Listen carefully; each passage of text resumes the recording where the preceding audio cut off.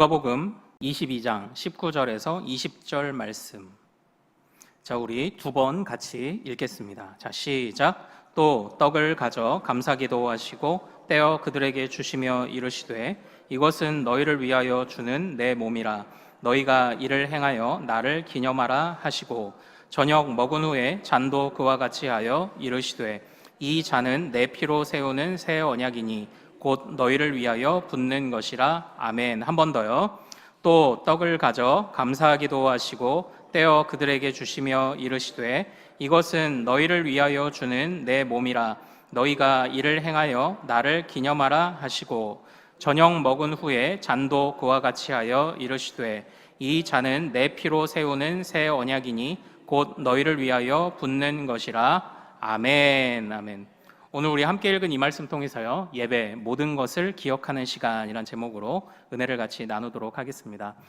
사랑하는 여러분, 일주일간 평안하셨습니까? 오늘 1부에서부터요, 또 반가운 가족들, 또 오랜만에 또 교회 방문해 주신 분들이 또 많이 계시더라고요. 또 우리 좌우에 계신 분들과 함께 이렇게 인사해 보겠습니다. 하나님의 평안을 전합니다. 하나님의 평안을 전합니다. 자, 모두 주님의 평안한 인도하심을 받으실 수 있기를 소망합니다. 사랑하는 여러분, 지난주에요, 교회에 웬 낯선 분이 한 분 찾아오셨어요. 그래서 누구신가 했더니 정말 처음 보는 분이었습니다. 웬 중절모를 쓴 중년의 신사가 찾아오셨는데요, 담임 목사님을 찾더라고요. 근데 마침 제가 로비에 있었거든요. 그래서 물어봤죠. 혹시 어떻게 오셨습니까? 교회 소개가 필요하신가요? 라고 여쭤봤더니 그분이 말씀에 대해서 좀 이야기하고 싶어 왔습니다 라고 이렇게 얘기를 하시더라고요. 여기서부터 냄새가 좀 나죠. 네. 그러면 그 다음에 뭐라고 할까요? 들어오세요, 말씀 나눕시다, 이렇게 하나요? 아니요. 어느 교회 다니세요? 그랬더니 어느 교회인지가 중요한가요? 이렇게 얘기해요. 중요하죠. 왜냐하면 어느 교회를 다니시는 분들은 이렇게 너의 교회 찾아와서 말씀하고 대화하자고 얘기 안 해요. 자기네 교회에 가서 목사님들하고 얘기하자고 하지, 너희 교회에 찾아온 사람은 좀 이상한 사람일 가능성이 크잖아요. 그러나 이제 혹시라도 교회를 안 다니는, 소위 말하는 신앙이 중단된 분인가, 그런 분인가 싶어가지고 계속 물었죠. 그럼 어느 교회를 섬기셨었습니까? 라고도 묻는데요, 이분이 너무 순순히 이렇게 얘기를 하더라고요. 사실은 여호와의 증인에서 왔습니다, 이렇게 얘기를 해요. 용감하죠.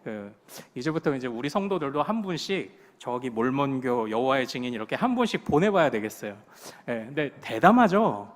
이렇게 찾아왔어요. 그래서 어떻게 했을까요? 이제 제가 그랬습니다. 그 아저씨네 교회 가셔서 거기서나 말씀 열심히 나누시라고 그랬습니다. 여러분들, 여호와의 증인이 2단으로 분류돼요. 그런데 2단으로 분류되는 이유가 뭔지 아십니까? 바로 그들이 성경에는 전혀 나와 있지 않은 몇 월 며칠 몇 시에 예수님이 재림하신다고 말했던 시한부 종말론자들이었어요. 그리고 우리 예수님은, 우리 찬양대, 오늘 참 그 찬양 선곡이 제가 요즘 삼위 하나님을 계속 강조하다 보니까 참고해 주신 것 같아 너무 좋은데, 예수님도 하나님이시거든요. 그런데 여호와의 증인은 하나님을 그냥 피조물로 봅니다. 우리보다 조금 뛰어난 피조물, 그러니까 하나님이 아니에요. 하나님의 능력을 우리보다 좀 더 받은 분 정도로 생각하는 거죠. 애초부터 달라요. 그러니까 논쟁할 필요 없어요. 시한부 종말론자하고 무슨 얘기를 하겠습니까? 그래서 나가시라고 했어요. 나가시고 아저씨네 교회 가서 열심히 말씀 나누시라고. 그랬더니 나가면서 이런 얘기를 합니다. 순순히 안 나가요. 진리는 하나이지 않습니까? 이렇게 얘기를 해요. 근데 여기서 어떻게 해야 돼요? 당황하지 않고 당신네가 생각하는 진리나 열심히 나누시라고 하고 보냈습니다. 사랑하는 여러분, 이분을 보내고 나서요, 진리가 하나다라는 말이 제가 좀 곱씹어지더라고요.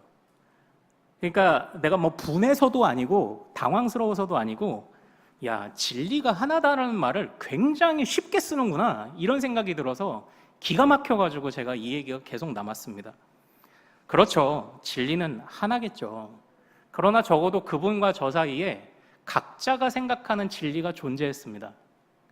각자가 생각하는 진리가 존재한다. 이것은 사실 어떤 사람들을 같은 사람들을, 같은 진리를 부르짖는다고 하더라도 어떤 사람은 정통신앙을, 어떤 사람은 이단을 만드는 차이를 불러일으킵니다. 똑같이 진리라고 말하지만 그 진리를 어떤 의미로 사용하느냐에 따라서 이단이 될 수 있다는 겁니다. 여호와의 증인이 이단인 이유가 뭐라고요? 시한부 종말론자고 예수님을 하나님이라 인정하지 않는다는 거죠. 그들이 왜 이단인지를 한마디로 정의해보면 이렇습니다. 여러분들 주보 표지를 봐주십시오.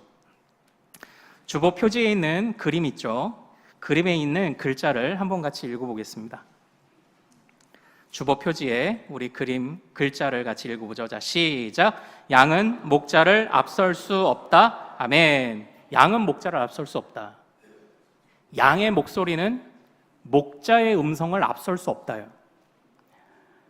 여호와의 증인과 진리 하면서 어긋나는 자들의 핵심적인 문제가 뭐냐?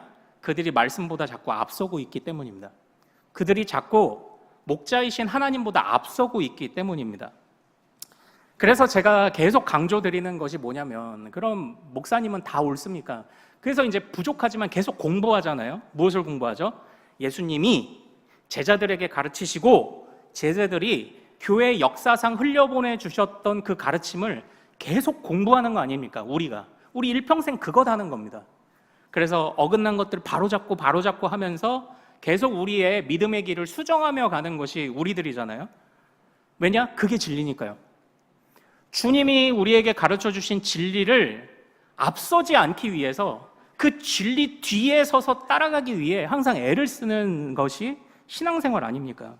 건전한 말씀과 그 해석을 배우는 평생의 과정이 얼마나 중요한지를 또 한번 다시 생각해 보게 되었어요. 진리는 하나다라는 말, 듣기는 좋죠. 그러나 그 안에 내가 의미하는 진리, 내가 생각하는 진리가 뭔지를 계속 질문을 해봐야 됩니다. 하나님을 앞서고 있지는 않은지, 정말 성경을 앞서고 있지는 않은지를 생각해 봐야 돼요. 그런 차원에서 오늘 저는 우리가 드리는 이 예배 있잖아요. 이 예배가 어떤 것인지를 한번 이 진리라는 것과 연결시켜서 한번 좀 정의를 내려보려고 합니다. 사랑하는 여러분, 우리는 사실 지난주까지는 성령님에 관하여 한 2시간 정도 말씀을 봤는데요. 핵심은 성령님을 보는 것 자체는 핵심은 아니었어요. 사실 큰 주제는 성령님에 관한 부족한 부분은 새벽 설교 말씀이 어차피 고린도 전서이기 때문에 새벽 말씀을 참고하시면 됩니다. 사실 제가 성령님에 관하여서 말씀드린 그 중요한 흐름은 우리가 계속 살펴봤던, 한 달여를 살펴봤던 기억하라는 주제 때문이었어요. 우리 성령님께서 우리에게 주시는 가장 중요한 사역이 뭐라고 했죠? 바로 생각나게 하신다. 주님이 주신 모든 말씀을 생각나게 하신다. 이것이 성령님의 가장 중요한 첫 번째 사역이라고 말씀을 드렸죠. 그래서 그 흐름에서 성령님을 살펴본 것이지, 그래서 다시 그 흐름으로 돌아와서 이 기억하다, 생각하다라는 것과 진리와 예배가 어떻게 연관이 되어 우리로 하여금 좋은 예배자가 되게 하는지, 우리가 이것을 오늘 말씀을 통해서 살펴보기를 원합니다. 그러니까 주님보다 앞서는 각자의 진리를 가지고 계시잖아요. 그러면은 예배가 아니죠. 얼마나 시간 낭비입니까? 이 자리에 와서 앉아있는 것도 시간 낭비, 우리가 앞서면 우리가 드리는 헌금도 물질 낭비, 시간 낭비, 인생 낭비. 우리가 하는 이 예배가, 우리가 하는 헌신이 정말 주님보다 앞서지 않고 받으실만 하는, 주님이 기뻐하시는 헌신과 예배, 그런 물질이든 헌신이든 되기 위해서 오늘 우리가 이 말씀을 같이 좀 잘 나눠보면 좋을 것 같아요. 예배에 관해서는 많은 것으로 설명할 수 있겠지만 저는 오늘 특별히 성찬이라는 것을 통해서, 성찬식이죠. 성찬식을 통해서 이 예배에 관해 출발해 보고자 합니다. 이 성찬식을 잘 이해하면 이 예배에 관해서 우리가 좋은 힌트를, 가르침을 얻을 수 있습니다. 오늘 우리가 읽은 본문 말씀은요, 누가복음 22장 말씀입니다. 보통 성찬식을 할 즈음에만 보는 그런 본문들일 겁니다. 그렇지만 이 본문은 예수님께서 십자가에 달리시기 전날 밤에 제자들과 함께 모여서 나누신 유월절이라는 절기에 유월절이 무슨 날이죠? 오래전에 이스라엘 백성들이 애굽을 탈출한 것을, 그때 죽음의 사자가 넘어간 것을 기념하는 그런 절기인데, 그 절기에 이제 전례를 따라서 같이 이렇게 식사를 나누게 되어 있는데, 이제 그 식사를 나누시는 장면입니다. 근데 예수님이 제자들과 총 몇 년 정도 같이 지내셨죠? 제자들과 총 한 3년쯤 이렇게 지내셨죠. 3년쯤.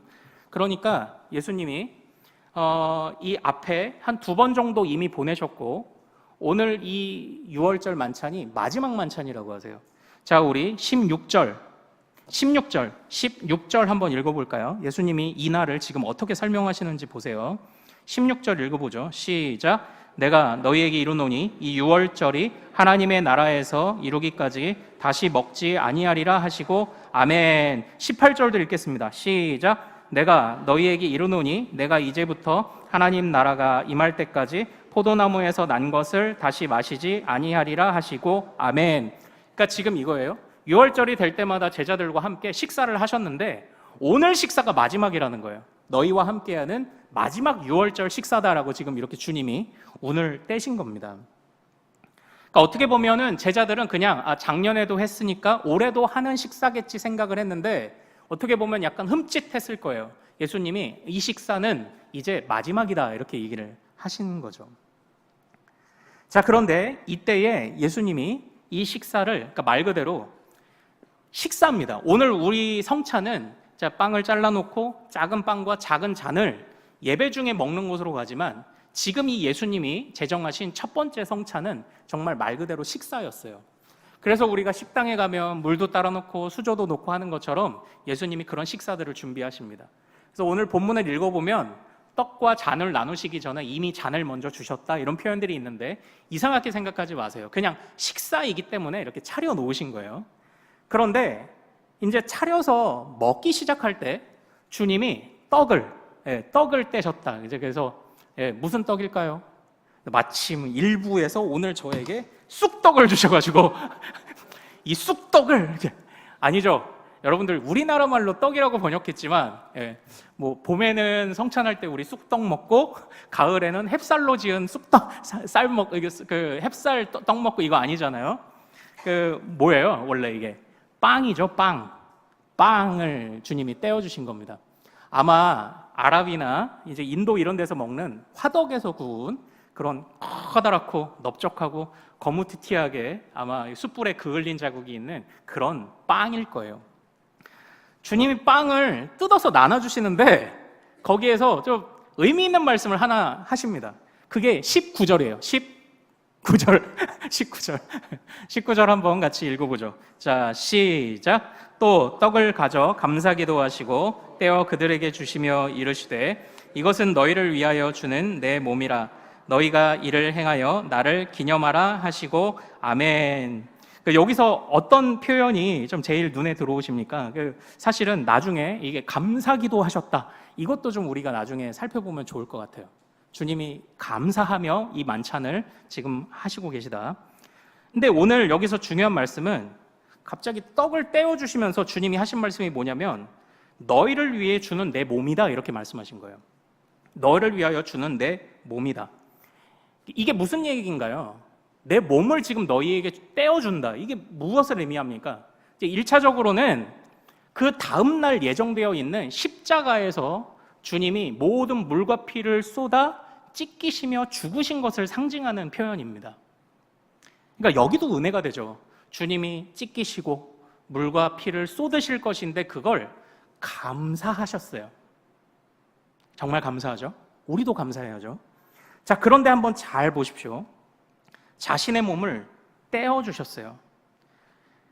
상징하는 것은 십자가에 죽으시지만, 그런데 이 떼어주셔서 무엇을 하시려는 겁니까? 떼어주셔서 지금 뭘 하시려는 겁니까? 떼어주셔서. 자, 사랑하는 여러분, 이 부분을 잘 보세요. 우선은 저는 이제 몇 번 말씀드리긴 했는데, 언젠가는 이제 우리가 이런 성찬을 하기에 규모가 딱 좋아요. 그 성찬을 이제 우리가 이미 잘라 놓은 그 떡과 빵과 이제 따라 놓은 잔으로 이렇게 성찬을 참여하지만, 이제 제가 하고 싶고 엄밀한 의미에서는 이것을 떼어내는 행위가 중요합니다. 그래서 한 덩어리에서 떼어내는 게 중요해요. 왜냐하면 주님이 자신의 몸을 떼어서 주셨거든요. 살과 피를 찢으신 것을 생각할 때, 그러니까 우리가 성찬식을 할 때 주님의 죽으심, 고난 생각하며 우리가 마음에 참 참회하는 마음을 갖고 기도하기도 하지만, 사실로 잘라져 있는 이 빵 자체만을 보면 주님의 고난하고 생각보다 연결이 잘 안 되는 것 같아요. 그래서 원래 한 덩어리에서 찢어서 주어야 되는 게 사실은 엄밀한 의미에서 맞는 성찬 같습니다. 언젠가는 할 거예요. 다리가 좀 불편하시고 거동이 어려우신 분들은 어떻게 해야 될지, 동선을 어떻게 짜야 될지를 조금 고민하고 있기는 하는데, 또 이제 어색하실까봐 그렇지만 저도 여태까지 딱 한 번밖에 그렇게 안 해봤어요. 신학교에서 딱 한 번 해봤습니다. 근데 이 성찬은 떼는 행위가 중요하거든요. 자, 그런데 이것이 그래, 예수님의 죽으심을 상징하는구나 라고 알겠지만, 이것이 떼어짐을 통해서 무슨 일이 일어난 겁니까? 이것이 떼서 무슨 일이 일어난 거죠? 여러분들, 우리를 그리스도의 몸이라고 말해요. 저와 여러분들이 왜 그리스도의 몸이에요? 주님이 떼어주신 주님의 몸을 받아 먹었기 때문입니다.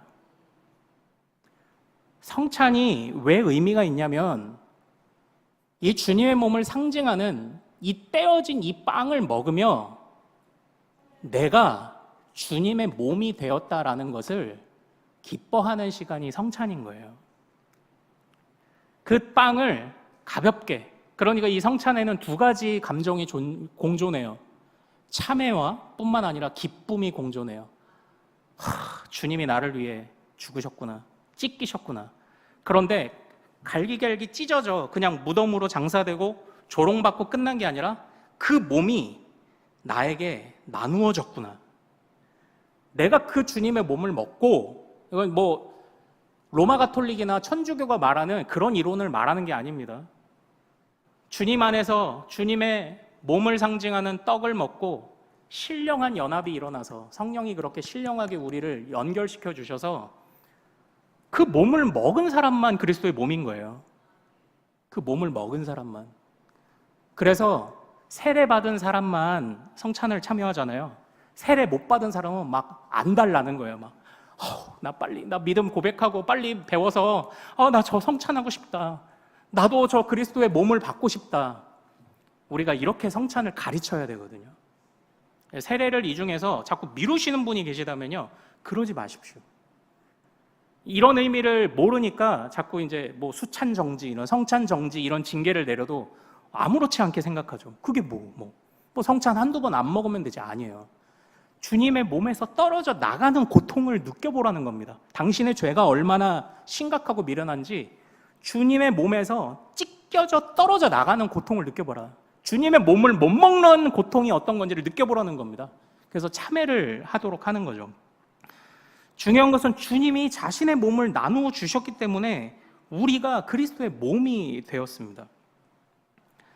그리고 주님께서요, 이것이 이렇게 주님의 몸을 먹은 사람들을 뭐라고 부르시는지 아십니까? 자, 우리 다음 화면 보고 같이 한번 읽어보죠.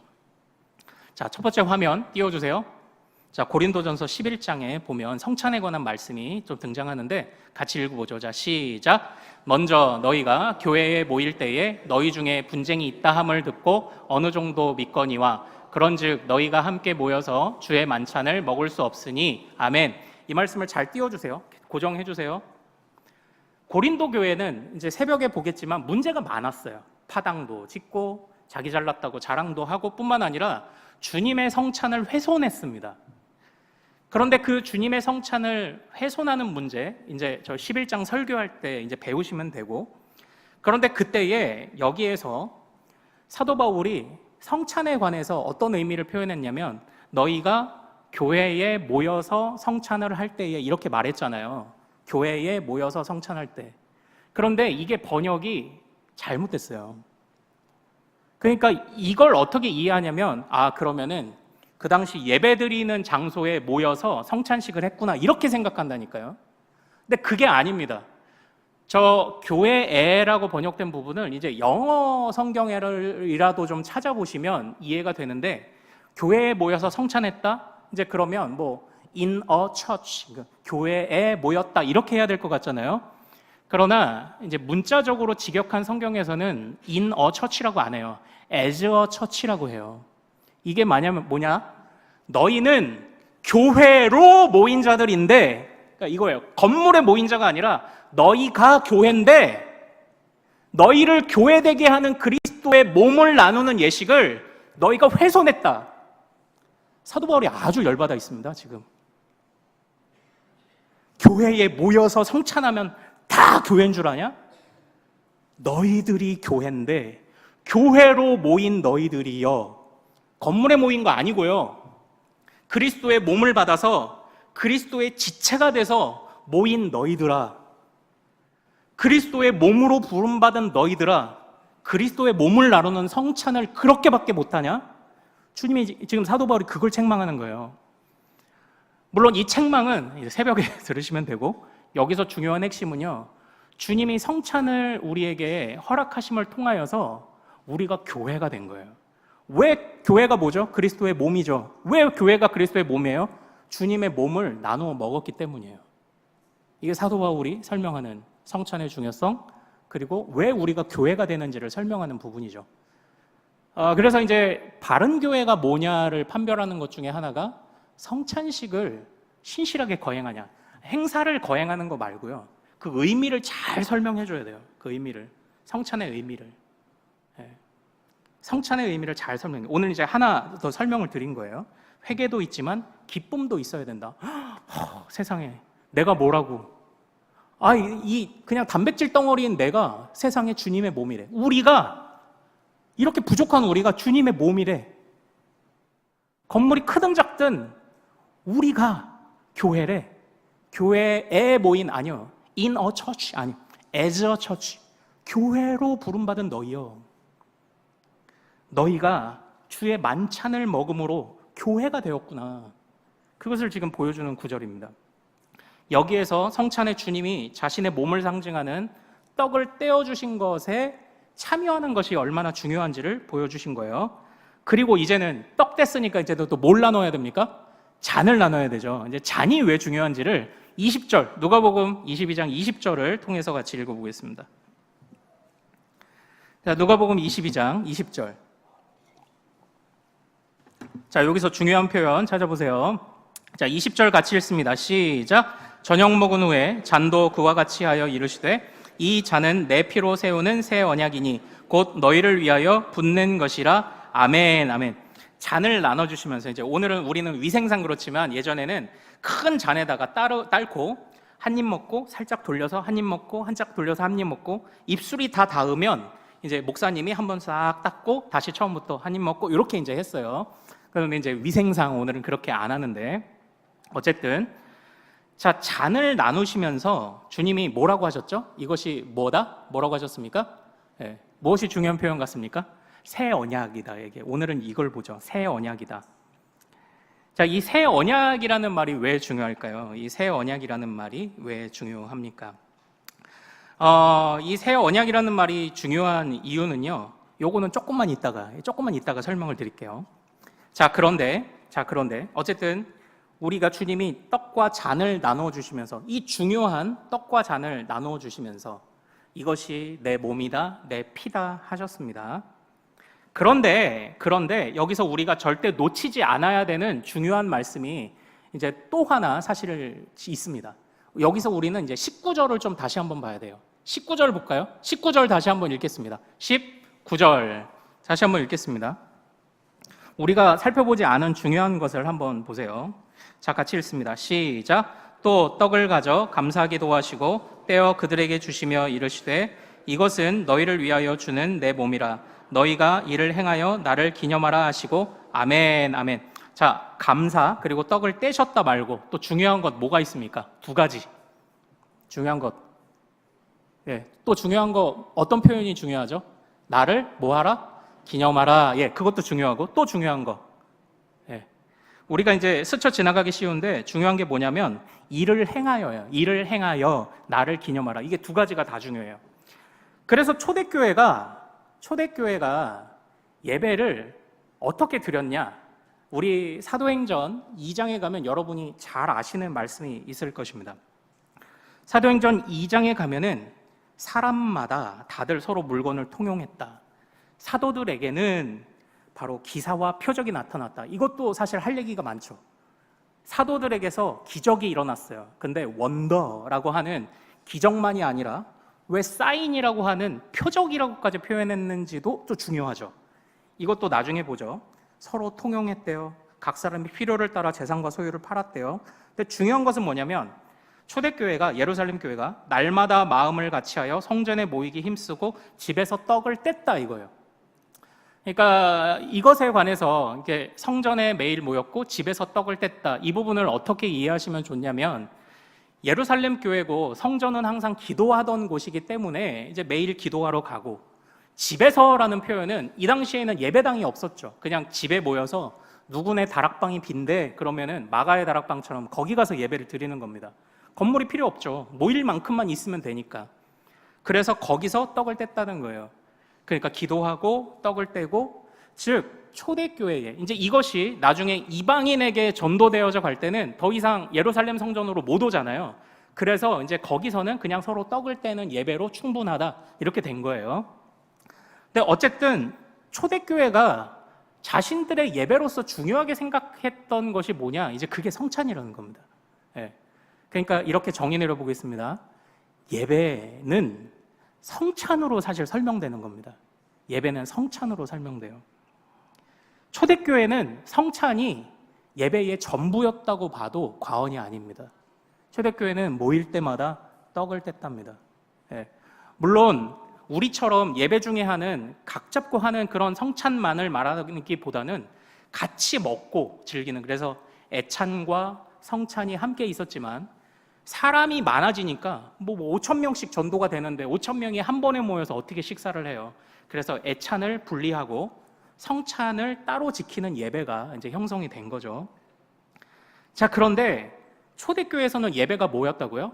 예배는 곧 성찬이었던 거예요. 성찬이 곧 예배인 겁니다.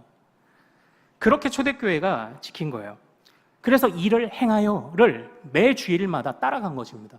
성찬의 의미를 매 주일 되새긴 거예요. 자, 그런데 여기에서 일을 행하여 못지않게 19절에서 또 중요한 게 뭐라고요? 일을 기념하라. 일을 기념하라. 이 말씀이 또 중요합니다. 여기서 기념하라라는 뜻은 뭘까요? 우리가 성찬식을 할 때마다 우리가 주님을 기념한다 이렇게 생각하잖아요. 그럼 이 기념이라는 것은 무엇입니까? 그러면 우리 뭐 이번에도 6월 6일 되니까 10시 딱 되니까 어제 10시에 뭐 했죠? 갑자기 이게 뭐죠? 묵념하라는 거잖아요. 순국선열들의 뭐 나름 현충일 기념식인 건데 뭐 그런 거 하라는 건가요? 그냥 행사하라는 겁니까? 기념식 하라는 겁니까? 아닙니다. 이 기념을 여러분들께서는 어떻게 이해하고 계신가요? 이 기념이 뭐예요? 주님이 이걸 행하고 기념해라 하실 때, 그래 성찬을 행하라고 하셨으니까 내가 몸을 주어서 너희가 내 몸이 되었다, 그리스도의 몸된 교회가 되었다는 알겠고, 그러면 이것을 기념하는 게 뭐냐고요. 성찬을 지금까지 수십 년간 해오셨잖아요. 기념하는 게 뭡니까? 여기에서 우리는 몇 주 전부터 배워오던 말씀을 다시 떠올려야 합니다. 이 기념하라라는 이 뜻이 기억하라는 뜻입니다. 기억해라. 이 기념하다라는 이 기념, 기억, 이 단어가 이제 아남네시스라는 단어인데, 이게 기억하다라는 동사인 이 미무네스코마이라는 이 단어, 제가 계속 강조했던 이 단어에서 파생된 명사인 거예요. 그러니까 정리를 해보죠. 내 몸을, 내 피를 줘서 너희들을 내 몸 삼았다. 그 몸들이 모여 교회다. 교회에 모인 게 아니죠. 교회로 모였다. 교회로서의 성찬을 나누는 공동체가 교회인데, 교회가 모여서 예배를 드릴 때마다 그러면 뭘 하라는 겁니까? 단순히 성찬 행사를 하는 것에서 그치는 게 아니라 기억하라는 겁니다. 주님이 너를 위해 몸을 주셨음을 기억하고 주님이 너에게 남기신 모든 말씀을 기억하고 주님이 가르치신 모든 것을 기억하라는 겁니다. 사랑하는 여러분, 우리는 여기에서 예배를 다시 정의해야 합니다. 예배가 무엇입니까? 주님을 향한 서비스라고도 번역이 되죠. worship, 가치를 주님께 드리는 것. 그러나 이제 좀 추상적입니다. 어떤 면에서는요. 그리고 오늘날 이제 저의 고민이 있어요. 고민이 뭐냐면 세대별로 예배가, 교회별로 예배가 형태가 너무 차이가 커요. 어디는 막 조명도 막 빵빵하게 하고, 그리고 막 조명 있고 전광판 막 이따시만 하고, 찬양팀 사운드 막 빵빵하고, 막 그런 데도 있고, 또 어떨 때는 또 이제 전통교회, 우리는 이제 반반인 것 같고, 시골 교회들은 찬양팀 이런 거 못하니까, 또 시골 교회 가서 여러분들 반주기 틀고서는 그 찬양한다고 생각해 보십시오. 그거 쉽지 않아요. 분위기에 많이 취하잖아요. 이 교회 분위기가 어떤가, 목사님 말씀이 어떤가, 이제 분위기에 많이 좌우되는데 제가 고민이 있습니다. 좋은 예배가 뭘까? 진정한 예배가 뭘까? 취향이 반영되는 예배가 좋은 예배일까? 이제 물론 여러분들이 나는 여기저기 가봤는데 여기가 좋더라 하시는 경우가 있을 겁니다. 이 취향이 다 예배일까? 좋은 예배일까? 고민 중입니다. 그러나 정말 예배가 예배되게 하는 핵심이 뭐냐면요, 사실 하나님의 모든 말씀을 기억하도록 하는 예배가 가장 좋은 예배죠. 지난주 내가 살면서 쓰러지고 넘어지고 고민하고 했는데 여기 와서 다시 하나님의 말씀을 배우면서 아이고 내가 잘못했구나, 그것을 깨닫고 오늘 말씀 듣는데 좀 힘이 나던데, 그 힘이 분위기와 말투와 그런 것에서 오는 것이 아니라 오늘 나에게 주신, 오늘 우리 공동체에 선포된 말씀 속에서 여전히 든든하게 주시는 하나님의 약속을 신뢰하여 나가는 자들에게 생기는 용기여야 됩니다. 예배는 말씀을 기억하는 시간입니다. 말씀을 잊어버린 자를 책망해서 말씀을 다시 새기게 하고 되돌리게 하고, 세상에 나가기를 두려워하는 자들에게 말씀을 주면서 하나님의 약속을 신뢰하며 나가도록 하는 예배가 제일 좋은 예배입니다. 제일 합당한 예배예요. 여기서 우리는 새 언약이라는 것을 다시 살펴볼게요. 20절에 잔을 주면서 새 언약이라고 했잖아요. 이 언약, 새 언약이 뭔지를 이해하려면 성경 앞전에 있었던 언약의 장면들을 살펴봐야 돼요. 근데 특별히 지금 예수님께서 이 신약의 성도들을 하나님의 거룩한 나라의 백성으로 삼으시려는 이 장면이 마치 구약의 출애굽 때에 하나님이 그의 백성들을 시내산에 모아서 하나님이 그의 백성들을 새롭게 세우시는 것과 다르지 않아요. 그래서 주님이 시내산에서 그의 백성들과 맺으신 언약을 우리가 좀 생각해 볼 필요가 있어요. 다음 화면을 보고 우리 한번 말씀 같이 읽어보죠. 자, 시내산 언약, 시내산에서부터 같이 읽습니다. 시작. 시내산에서 언약을 맺으시며 모세가 그 피를 가지고 백성에게 뿌리며 이르되 이는 여호와께서 이 모든 말씀에 대하여 너희와 세우신 언약의 피니라. 아멘. 이 화면 잘 보세요.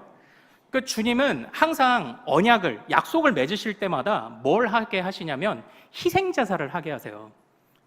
희생제사를 통해서 우리를 죽일 수 없으니까 항상 희생 제물을 들여서 잡고 그 피를 뿌리게 하십니다. 언약의 거의 공통적인 부분이 이 제물이 등장한다는 겁니다. 그 모든 언약식을 맺으실 때마다 이 희생제사를 드리게 하시고 피로 맹세하게 하십니다. 그런데 그 희생제사가 의미하는 것은요, 너희가 이렇게 핏부림을 받은, 그러니까 우리의 죄 때문에 그 잡는 그런 어떤 희생 제물이기도 하겠지만, 항상 주님이 주시는 이 피의 약속은요, 그 안에 하나님 자신의 성실한 헌신을 담고 있습니다. 이 동물 봤지? 이거 이렇게 죽는 거 봤지? 지금 너와 내가 맺은 약속을 어기면 너도 나도 죽어. 다시 말하면 이 약속은 우리의 생명을 걸고 맺은 약속이야를 지금 주님이 주신 겁니다. 우리 예수님께서 잔을 나눠주시면서 이것이 새 언약의 잔이라고 하신 것은요, 바로 그 주님의 성실한 헌신을 우리에게 보여줍니다. 내가 너를 위해 피를 흘릴 거야. 내가 너희를 구원하여 주님의 교회로 다시 부르기 위하여 나는 내 피를 흘릴 거야. 우리 피로 맹세했잖아. 지금 주님이 우리를 향한 그 사랑과 헌신을 말씀하고 계신 겁니다. 바로 우리는 예배 때 그것을 기억하는 겁니다. 때로는 이번 한 주를 살면서 주님이 나를 버리셨나? 왜 나에게 이런 질병을? 왜 나에게 이런 어려움을? 그리고 내일이 찾아오는 것이 무서운 사람도 있을 것입니다. 무서운 분들이 있을 거예요. 주님이 지난주에도 나를 가만히 두시는 것 같은데 이번 주도 문제가 해결이 안 되고 주님이 나를 버려두시는 것 같으면 어떡하지? 그러나 우리가 예배를 잘 드렸다면 아니, 주님은 나를 위해, 우리를 위해 피를 걸고 약속하신 성실한 주님이야. 그 주님이 주신 모든 약속의 말씀은 1.1획도 변화됨 없이 반드시 이루어지는 말씀이야. 그래서 예배에 와서 우리가 하나님의 말씀을 잊었던 것을 회개하고 내가 이 주님을 왜 잊었던가 회개하고 이 주님의 약속의 말씀을 다시 새기며 바로 그곳에서 기억하며 다시 새기며 그 주님의 말씀을 힘입어 살아갈 것을 다짐하는 시간이 바로 이 예배예요. 정리해 볼게요. 초대교회는요, 이 성찬이 예배의 중요한 핵심이었어요. 근데 이 성찬의 중요한 것이 뭐라고요? 기억하는 겁니다. 주님이 주신 모든 말씀과 우리를 향한 그 모든 능력과 우리에게 주신 그 성실한 헌신을 기억하는 시간입니다. 오늘날 우리가 매 주일마다 성찬식을 하는 것은 아니지만 그러나 우리는 이 예배 때 그 마음으로 예배해야 됩니다. 하나님의 말씀이 있었지. 하나님의 말씀이 내게 있었지. 그것을 생각하는 예배가 바로 좋은 예배예요. 그래서 예배는요, 모든 것을 기억하는 시간이에요. 하나님이 주신 모든 것을 기억하는 시간. 기억하며 회개하고 기억하며 힘을 내는 시간이 바로 이 예배인 줄로 믿습니다. 우리가 이거 놓치면 안 됩니다. 이거 놓치면 시간 낭비예요. 시간 낭비. 주님의 이 약속을, 그래서 이제 여러분들 요게 나중에 이제 좋은 예배가 뭐죠? 영과 진리로 예배한다. 왜 영과 진리로 예배하는지 좀 감이 오십니까? 성령과 진리로 예배한다.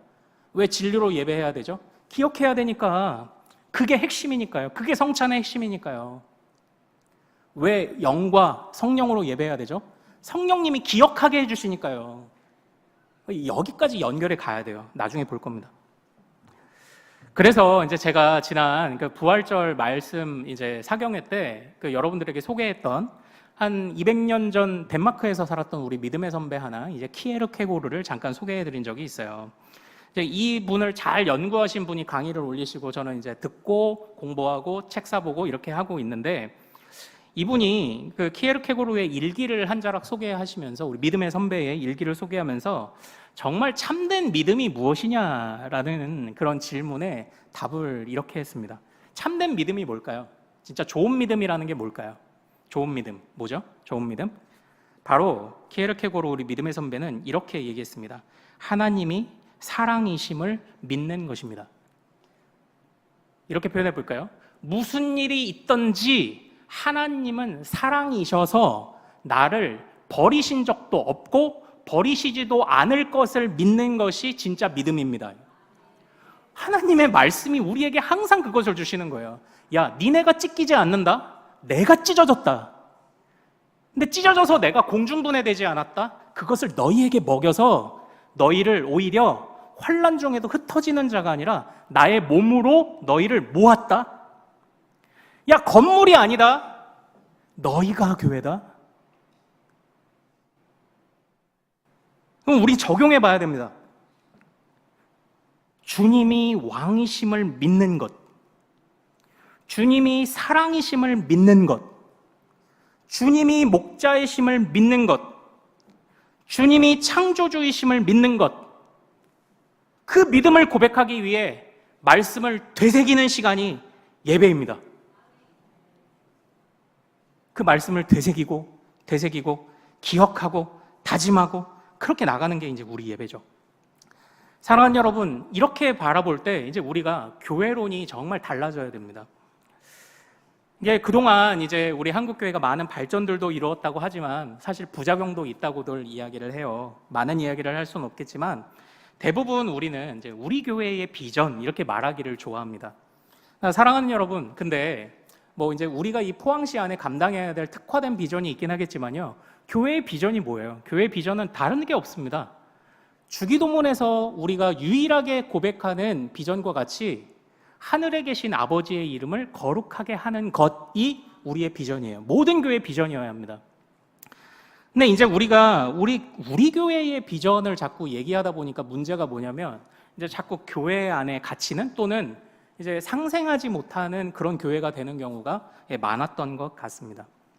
물론 감사하게도 우리는 그래서 저는 이제 이 경동노회 안에 우리가 제일 큰 교회다만을 뛰어넘어서 이 경동노회를 위해 뭘 할 수 있느냐를 자꾸 고민하고 있어요. 그래서 이 경동노회 안에 다음 세대를 우리가 어떻게 같이 갈 수 있을까를 고민하고 있어요. 그런 여건도 되고 지혜도 좀 있으면 좋겠습니다. 물론 지금도 여러분들께서 미자립 교회들과 선교지들을 많이 또 이제 사랑하시고 후원하고 계시지만 그러니까 우리는 보통 이제 선교한다 하면 자꾸 해외만도 생각하잖아요. 국내도 심각하잖아요. 우리 시골 교회들도 심각하잖아요. 우리가 중요한 것은 뭐냐면 우리는 교회의 지체가 아니에요. 그러니까 건물의 지체가 아닙니다. 주님의 지체예요. 그러면 주님은 이 교회만의 주인이십니까? 이 교회만의 머리예요? 아니요. 주님은 온 세상의 머리예요. 그러면 우리는 여기서만, 그것도 특별히 주일날 11시 반 이 예배 때만 여기서만 지체됨을 말할 게 아니라 밖에 나가서 사는 그 삶의 현장에서도 내가 주님의 지체로서 어떻게 살아가야 될지를 가정과 직장에서 고민하셔야 돼요. 주님이 온 세상의 주인이시라면서요. 나는 주님의 몸된 자라면서요. 그러면 이 세상에 주님의 것이 아닌 것이 없는데 그곳에서 지체로 사셔야 돼요. 그래서 1차적으로는 모범 시민이 되어줘요. 모범 가장과 모범 아내와 모범된 자녀들이 되고 모범 시민으로 살아가고 또한 정말 성실한 일꾼으로 살아가면서 그 외에 이곳에서 하나님의 이름이 어떻게 더 드러나야 하는지를 고민해야 우리가 세상을 주님의 세상, 주님의 것인 세상에서 우리가 거기서 지체로 살죠. 안타까운 것은요, 우리가 자꾸 자기 모이는 그 교회 건물 안에 모인 자들의 지체라고 생각하는 좁은 시각들을 우리가 걷어낼 필요가 좀 있는 것 같습니다. 그래서 교회 안에 자주 머물면 이게 미덕인 시대가 있었지만 지금은 교회가 세상으로 파송해야 될 때인 것 같습니다. 이제 충분합니다. 교회 안에서 말씀을 기억하고 밖에 나가서 좀 소금과 빛으로 살아가는 우리들이 되기 위해서 나는 온 세상의 주인이신 주님의 몸으로 나에게 맡겨주신 일상을 거룩한 산제물로 드리기 위해 그곳에서 내가 지체가 된다. 이 마음 정말 우리에게 필요하지 않습니까? 그래서 우리가 교회론이 달라져야 됩니다. 우리의 비전은 하나, 하나님의 이름이 거룩히 여김을 받는 것. 그래서 저는요, 밖에서의 여러분의 비전이 궁금합니다. 여기서의 비전은 하나면 돼요. 근데 여러분이 살아가는 환경은 다 다르잖아요. 밖에서의 여러분 각자가 어떻게 하나님의 영광과 이름을 높일지에 관한 그래서 여러분의 비전이 저는 궁금합니다. 그것을 어떻게 도와야 할지를 고민하는 거죠. 사랑하는 여러분, 우리 이제 어느 모임들에 가보면은요, 그래요. 이제 사실 큰 교회도 있고 작은 교회도 있잖아요. 이제 우리 모두가 다 그리스도의 몸이다라고 하지만 큰 교회 목사님들이나 이게 직분자들 보면 왠지 어깨가 좀 벌어져 있어요. 작은 교회들은 조금 주눅들어해요. 근데 이제 생각해 보면요, 큰 교회의 직분자들이 더 자부심을 가진다. 이게 조금 생각해 볼 필요가 있습니다. 큰 교회나 작은 교회나 직분자는 그냥 내가 큰 교회의 직분자가 아니고 내가 담당해야 되는 30명의 직분자일 뿐입니다. 30명의 대표일 뿐이라고요. 큰 교회도 30명 있잖아요. 작은 교회도 30명 있잖아요. 그냥 그 30명의 대표인 것뿐입니다. 그럼 목사들은 어떨까요? 그래도 큰 목회 하시는 목사님. 네. 그럼 작은 교회 목사님들은 다 주눅 들어요? 아니요. 내가 머리가 아닌데. 큰 교회면 그냥 큰 교회인 거지. 내가 머리가 아닌데 왜 거기서 왜 우월감을 가질까요? 근데 안타깝게도 다는 아니죠. 다는 아니지만 그런 모습들을 봐온 우리나라 사람들이 학습이 된 것 같아요. 교회가 저런 곳이구나. 나 안 갈래. 학습이 된 것 같습니다. 그냥 교회가 주님이 주신 말씀을 잘 기억하고 말씀으로 회개하고 말씀대로 살아야지 하면서 예배드리고 간다면 서로 누가 잘하나 뽐내기 하는 그런 예배 드릴 필요도 없겠고, 큰 교회든 작은 교회도 좀 더 상생을 말할 수 있었겠죠. 작은 교회들이 홀로 서기 하라고 내던져진 것처럼 그렇게 지내지는 않겠죠. 사랑하는 여러분, 주님이 이끄시는 이 세상, 그리고 성경의 이야기는요, 에덴 동산이 말하자면 하나님이 어디든지 거하는 곳이었던 것처럼 주님이 완성하실 요한계시록의 이야기는 어디서나 주님이 충만한 세상을 만드시는 게 바로 성경의 이야기의 흐름입니다. 그러므로 우리는 아직 저 말세의 때가 오진 않았지만, 마지막 때가 오진 않았지만, 우리는 이미 부활하신 주님을 신뢰하며 여기에서부터 주님이 왕이라는 것을 고백하며 사는 사람들이 우리예요. 아직 눈에 보이는 것 표면적으로는 우리가 정말 어려움이 많은 시대이지만, 그러나 우리는 어떻다고요? 모든 곳에 주님이 충만히 거하심을 신뢰하며 사람들이 우리들입니다. 그것은 주님의 약속이죠. 주일날 11시만 내가 너희들에게 복을 줄게. 주일날 11시만 너희들이 거룩하여라. 그런 게 아니죠. 참된 예배는 말씀을 기억하여 우리의 모든 일상이 예배가 되게 하는 것이 참된 예배이겠죠.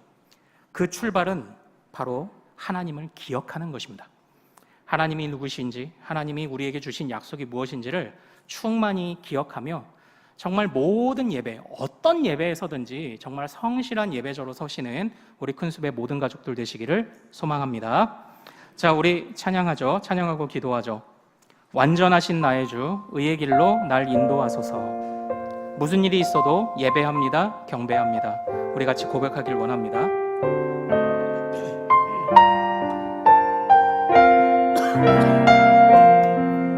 완전하신 나의 주, 의의 길로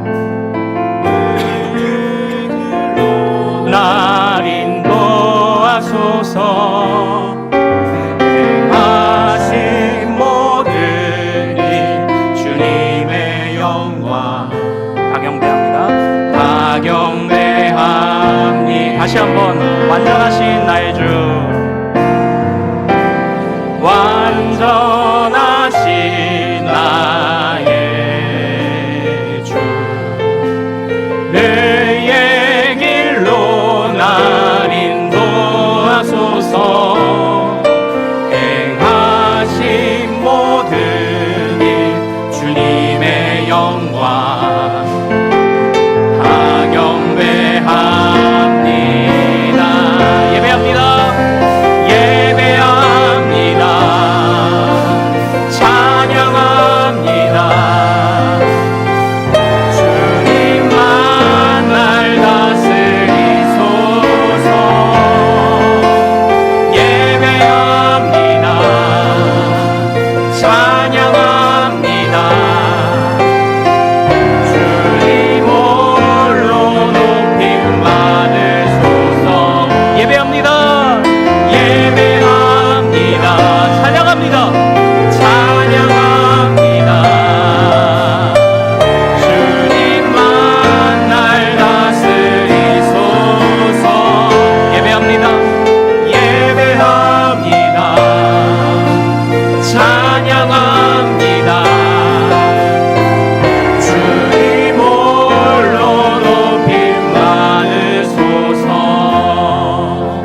사랑하는 여러분, 우리 이 시간 기도하길 원합니다. 예배는요, 기억하는 시간입니다. 바로 성찬을 통하여서 우리에게 자신의 몸을 주시고 피를 통하여 새 언약을 주시며 이 말씀 잊지 말아라. 내가 너희를 이렇게 사랑했음을 잊지 말아라 하시는 그 주님의 말씀을 기억하는 시간입니다. 초대교회는 성찬을 통해 그것을 기억했습니다. 오늘 우리는 눈에 보이는 성찬식을 자주 하진 않지만, 그러나 이 예배 가운데 충만한 말씀과 진리로 우리는 그것을 기억하고 되새기며 반성하는 그런 예배를 드렸습니다. 하나님, 앞으로 우리에게 주신 일주일도 그 말씀 힘입어 함부로 주저앉지 말고 함부로 낙심하지 말게 하소서. 주님의 말씀을 잘 기억하는 우리에게 영적인 총명함을 주옵소서라고 우리 주여 이름 크게 한번 부르고 같이 기도하겠습니다. 주여!